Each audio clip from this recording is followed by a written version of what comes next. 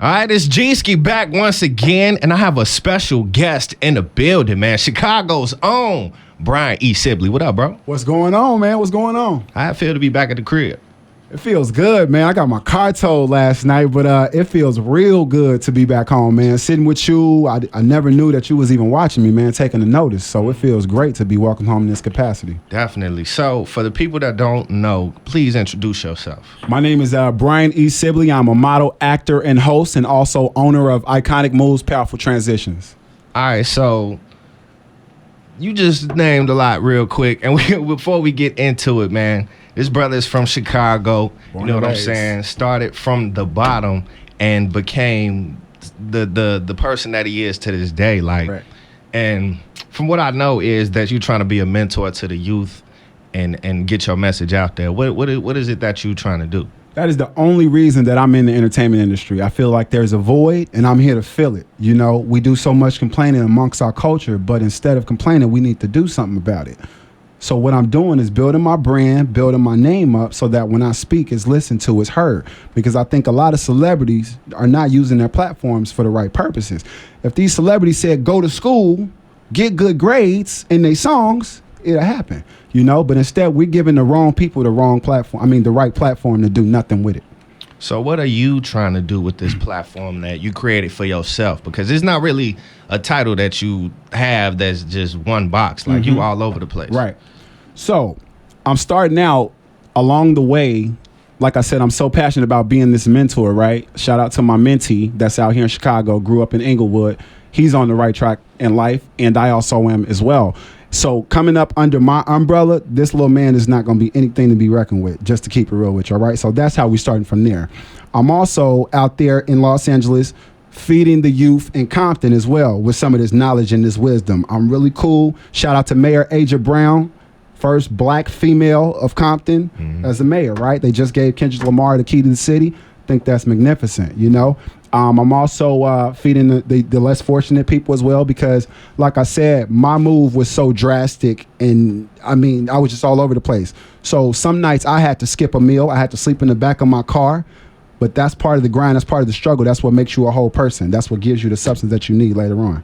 Okay, so just a little bit of your background. What are some of your accomplishments that you've done out there in L.A.? I want to speak on it as a body of work, okay? Because what I do in L.A. sometimes trickles back to Chicago, and I love that. So one of my greatest accomplishments to me was being featured in the Apostolic Church of God spiritual newsletter that circulates throughout that entire congregation. That's what means the most to me, because throughout all the things you might see on Facebook and Instagram and all that, I'm a God-fearing man, and I plan to keep going like that. There's nothing wrong with, knowing where all these blessings come from. My next greatest accomplishment, I would say, of course, Men's Fashion Week LA. I created history in 2013 as the first ever face of such a gigantic brand and corporation that they have chosen to select me as one of their liaisons, to speak right now. They are the reason why I could move out the hood on their dime. You get what I'm saying? When you do good and you try to live righteous, things will come back to you in that manner.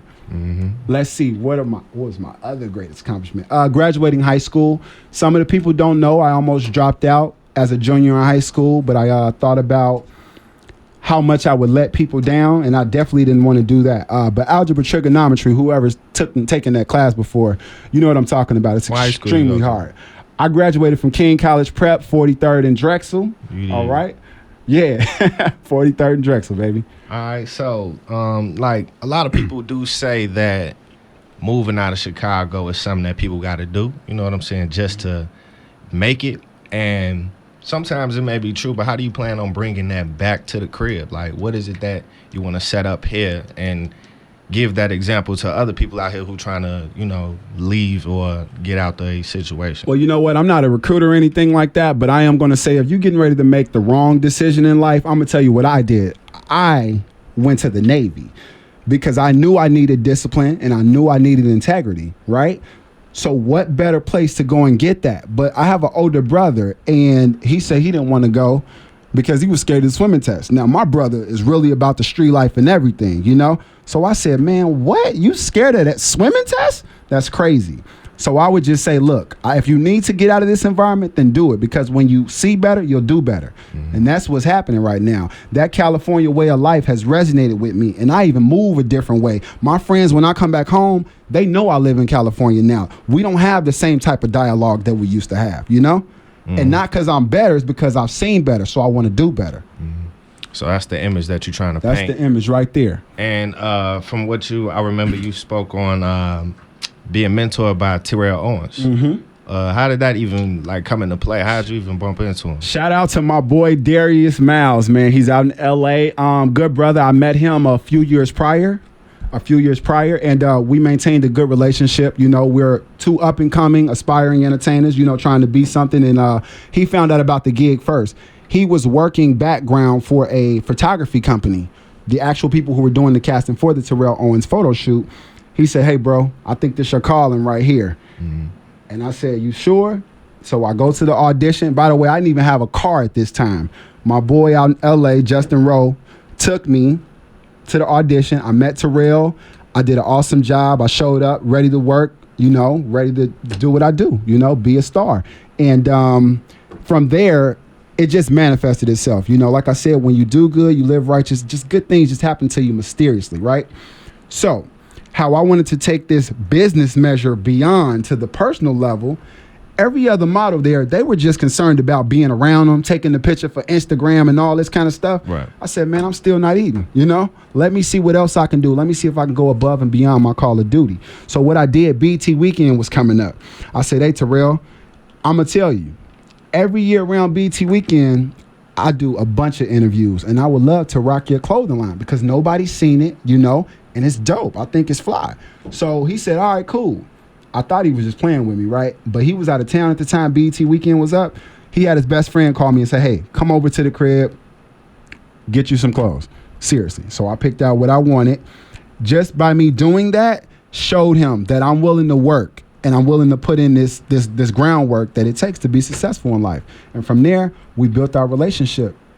So when my mom came out to California a couple months ago, I was able to take her over to his house, and we didn't get kicked out. You know, they had a real loud conversation, you know, because everybody say, I know this person, I know that person, you know? Yeah. Unless you're able to call that person, I mean, you don't really know them. You just know of them. Right. Now, backtracking, you said that you did a lot of interviews.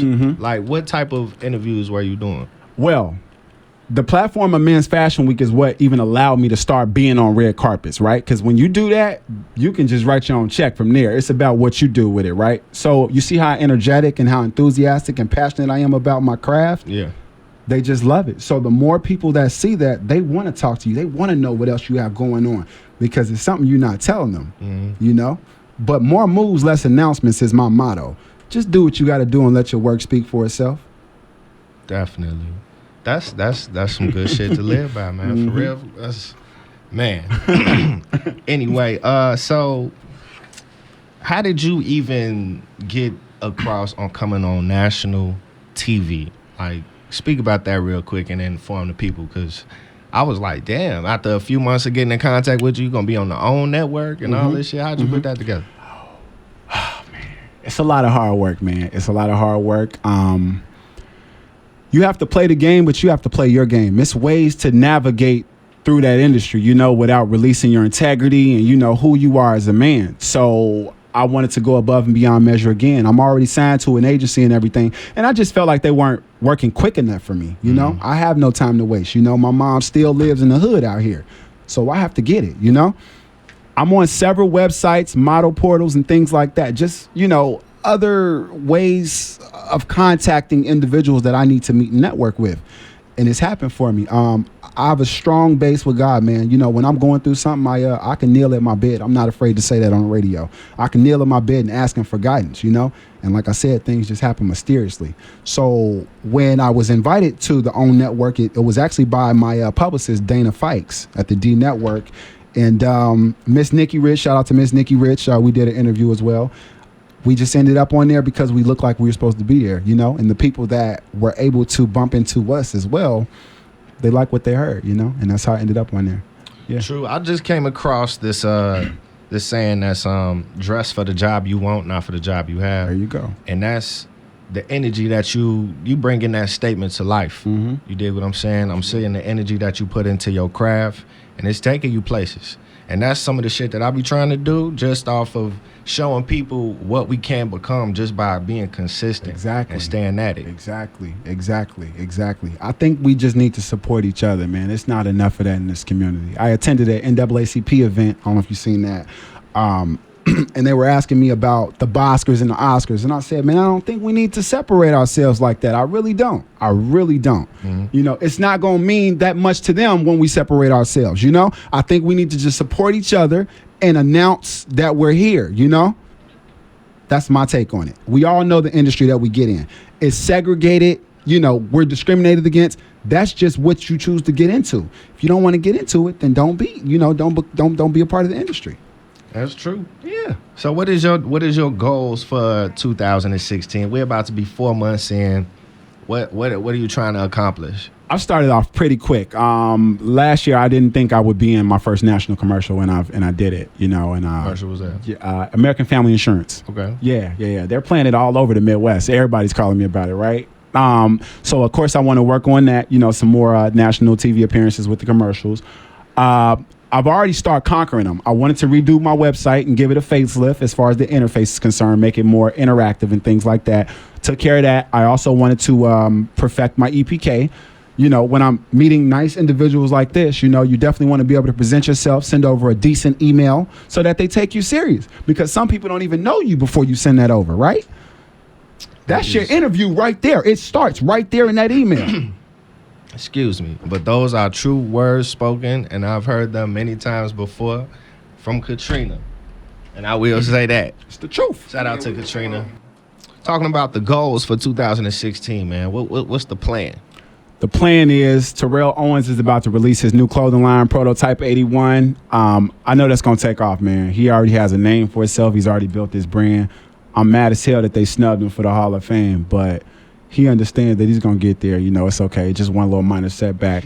And then I'm also working on some liquor endorsements right now. I won't mention it, but, you know, we're trying to get that off the ground and running. So shout out to my videographer out in L.A., Jason of Rolling Out Magazine.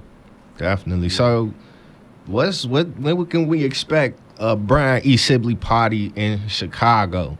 I see you hosting out there, man. When can we get some of that shit? Yeah. You know what? I'm working on it, man. I'm working on it. But, I mean, coming home and making my presence more felt, you know, is how it's going to happen, right? You have to show them who you are because you guys can't see what I'm doing out there. I'm doing a lot of good things, man. Hop on the plane. A lot of celebrities out there vouching for me, but they're not vouching for me just off my face. They're vouching for me off my work ethic, and then I've also built great rapport with a lot of elite individuals out there, you know, that will let you know what's going on. So, yeah, it's just a respect thing. And hopefully me and Miss Katrina could collab on some things. I'm looking forward to it, you know, and talking to her after this interview. You did, man. So, tell the people where they can find you at, stay linked, because I'm telling y'all, man, Chicago is always putting some people out here that's doing great things. And this is somebody to get to know. First and foremost, check out the new website. If you haven't seen it, you need to go see it. You're missing out on it. www.brianesibley.com. Brian, B-R-I-A-N, middle initial E, last name Sibley, S-I-B-L-E-Y. Facebook, Instagram, Twitter, it's all one brand, Brian E. Sibley. Check me out, real nice and simple. You're going to see some, hey, look, I'm really liking this Facebook Live stuff, man. I'm about to spit some real motivation on there, man. I hope the world is ready, boy, because Instagram is too short. I can't do 15 seconds. So check me out on my social media platforms. There's a guest book on my website, Gskee. Katrina, please go in there, leave your love, concerns. Look, I take constructive criticism as well. That's how I was able to build my brand like this, because I'm going for longevity, you know, and if you don't listen to other people that are in a position to help you, you won't have longevity. Mm-hmm. So check me out on the social media platforms, man. I appreciate you, Gskee. Man, and Power 92. It's whatever, man. Power 92. I'm always here anytime I'm here. As long as I don't lose my job. We here. You feel me? You know you losing it, man. Shout out to the platform. If I got to start a petition myself, you're not losing it. Not at all. You did. Chicago support the crib. You know the hashtag. Support the crib.